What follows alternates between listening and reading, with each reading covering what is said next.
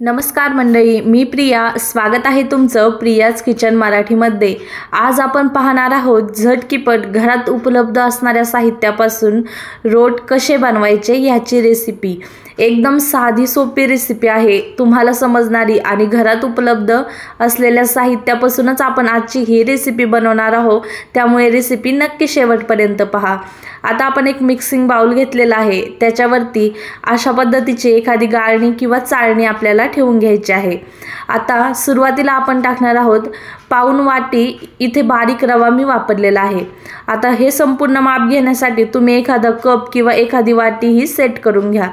सोबतच पाव वाटी मी या ठिकाणी गव्हाचं पीठ वापरलेलं आहे. जाड बारीक कुठलेही गव्हाचं पीठ चालेल. अर्धा वाटी मी मैदा वापरलेला आहे. तर आपल्याला हे संपूर्ण पीठ आपल्याला चाळूनच घ्यायचे आहे, त्यामुळे अशा चाळणीवरती एकत्र करून घ्यायचे.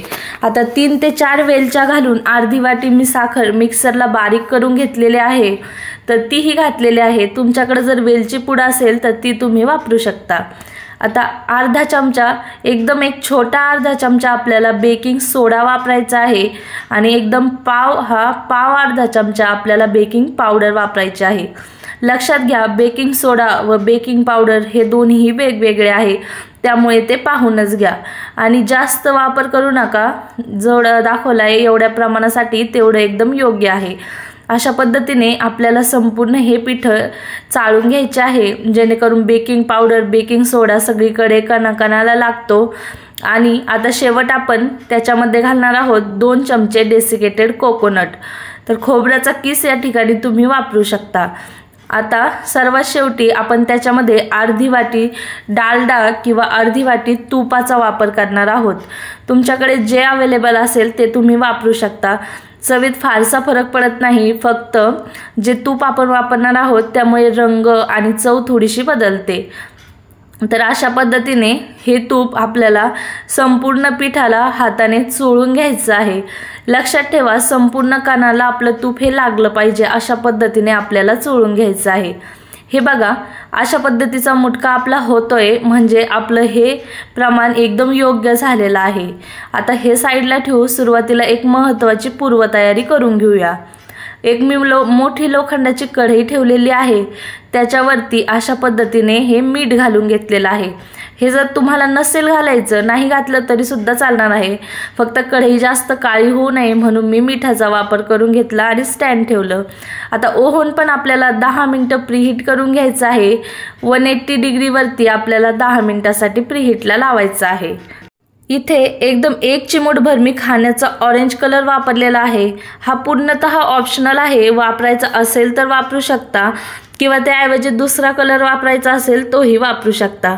आता पाव वाटी दुधाने हे संपूर्ण पीठ आपल्याला हलक्या हलक्या हाताने हे मळून घ्यायचं आहे. यापेक्षा जास्त दूध लागत नाही किंवा यापेक्षा कमीही वापरू नका. तर अशा पद्धतीने पाव वाटी दुधामध्ये हे आपलं पीठ सैलसर असं बनून तयार होतं. आता रवा दूध हे पिणार आहे, त्यामुळे थोडंसं सैलसर आहे, त्याची काळजी नको. जर दूध नसेल तर 2 चमचे या ठिकाणी तुम्ही दूध पावडर वापरू शकता व पाव वाटी पाण्याने हे पीठ मळून घेऊ शकता. आता ज्या ट्रे किंवा ज्या थाळीमध्ये आपल्याला हे रोट बेक करायचे आहे त्याला आपण अशा पद्धतीने तेल किंवा तुपाने ग्रीस करून घेऊ, किंवा तुमच्याकडे बटर पेपर अवेलेबल असेल त्याने सुद्धा तुम्ही हे करू शकता. तर बघा, रव्याच्या मिश्रणातून आपल्याला एकदम लिंबाच्या आकाराचा असा छोटा गोळा घ्यायचा आहे. वरतून तुमच्या आवडीप्रमाणे काजू बदाम किंवा दुसरे कुठले ड्रायफ्रूट तुम्हाला लावायचे असेल तर तुम्ही या ठिकाणी लावू शकता. हे टोटली ऑप्शनल आहे, पूर्णतः तुमच्यावरती आहे. किंवा खसखस वापरायची असेल तर वापरू शकता. मिश्रणाचा गोळा जास्त मोठा घेऊ नका किंवा जास्त दाबूही नका, नंतर ते एकमेकाला चिटकतात, कारण हे रोट खूप छान फुलतात. तर अशा पद्धतीने मी घेतलेले आहे 6 गोळे याच्यामध्ये ठेवून घेतलेले आहे. आता ओव्हनचं तर झालं. आता आपण कढईमध्ये जे ताट ठेवणार आहोत त्यामध्येही अशाच पद्धतीने मी 3 गोळे तयार करून घेतलेले आहेत. तर बघा, अशा पद्धतीने तेही अंतर ठेवून ठेवलेले आहेत. कढई प्रीहीट झाली.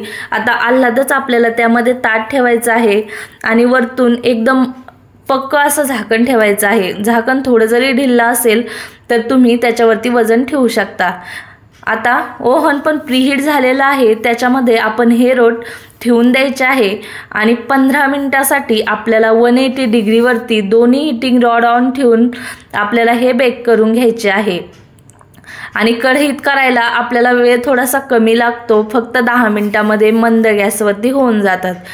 तर बघू शकता रोट इतके फुललेले आहेत, ते एकमेकाला चिटकलेले आहेत व त्याचा आकार सुद्धा बदललेला आहे। त्यामुळे मी तुम्हाला सुरुवातीला सांगितलं होतं ठेवताना थोडे थोडे दूरवर तुम्ही ठेवू शकता। व इथं आपले कढईतले रोट सुद्धा बनवून तयार झालेले आहेत। आता आपण हे साईडला काढून घेऊया आणि पूर्णतः ते थंड करून घेऊया, मगच त्याला हात लावायचा आहे, नाहीतर त्याचा आकार बिघडू शकतो। बघा, एखाद्या चमच्याच्या किंवा सुरीच्या सहाय्याने आपल्याला ते हलकेच असे सोडून घ्यायचे आहे। थाळीला तेल लावल्यामुळे ते लगेचच निघतात। तर बघू शकता किती छोटा मिश्रणाचा गोळा ठेवला होता आणि आपला हा रोट किती जाळीदार आणि किती मोठा फुलून तयार झालेला आहे।